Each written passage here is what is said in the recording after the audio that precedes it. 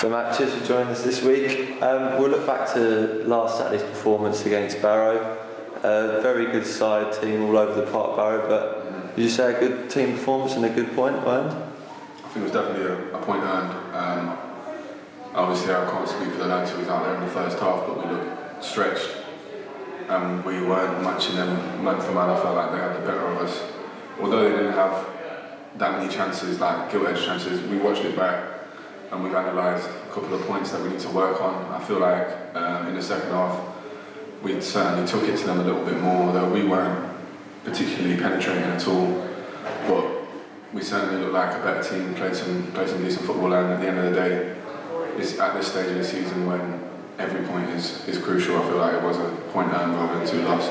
And as you said there, first half we weren't properly at our game, but we sort of, when we had to defend, we did defend, and again in the second half we probably could have snatched a goal near the death. I think that's obviously what we're trying to take from the game, is the fact that we finished stronger, and also this season we've not had too many clean sheets, so a clean sheet as well and a good defensive performance as a team is important.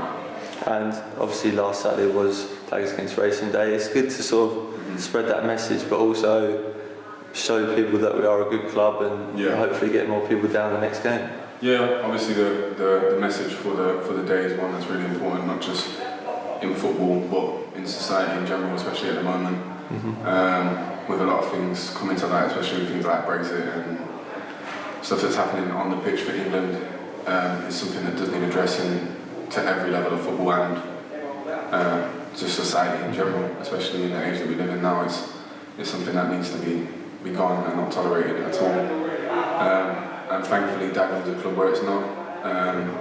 Obviously the lads are a very mixed group, like very multi-ethnic from different places, and we all get along really well. There's no divides anywhere or anything like that. So it's obviously a message that as a team we all stand behind, and it was great to see so many new young fans there. Great initiative from the club to charge so little to try and get people in, and it definitely felt like there was numbers there, which really helped the lads. And for me personally, one of my friends, first time he's watched me play, first football game his little brother's ever been to, and he said he really enjoyed it, so yeah, it was really nice.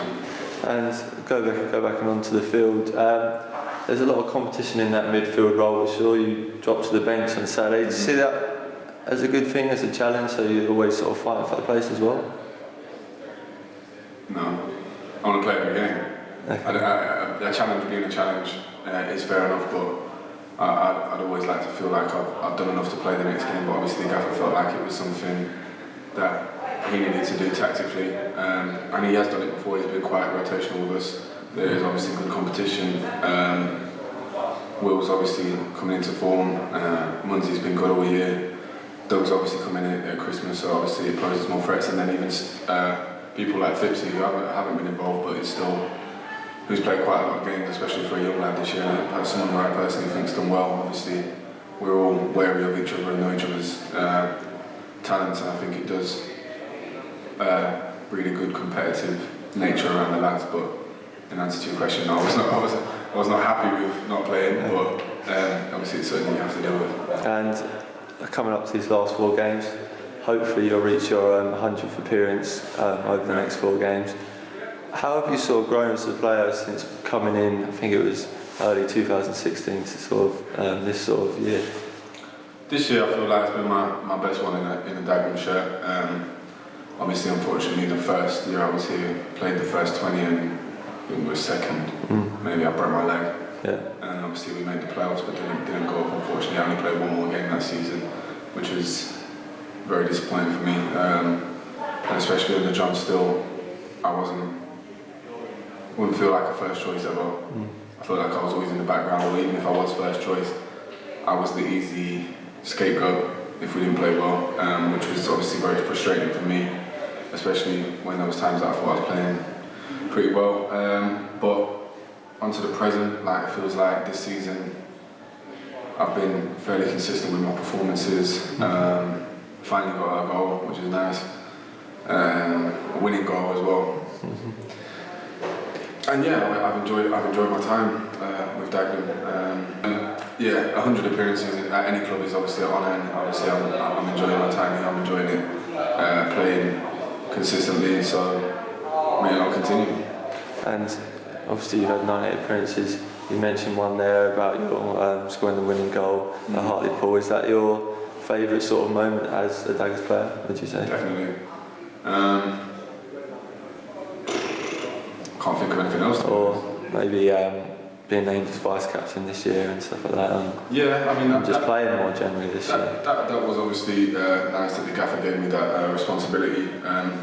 But obviously, as the season's gone on, that responsibility's been less and less. Like, we've had some real leaders come in. Obviously, Nathan Smith, Kenny Clark, so they've taken that role even sometimes when I'm involved. But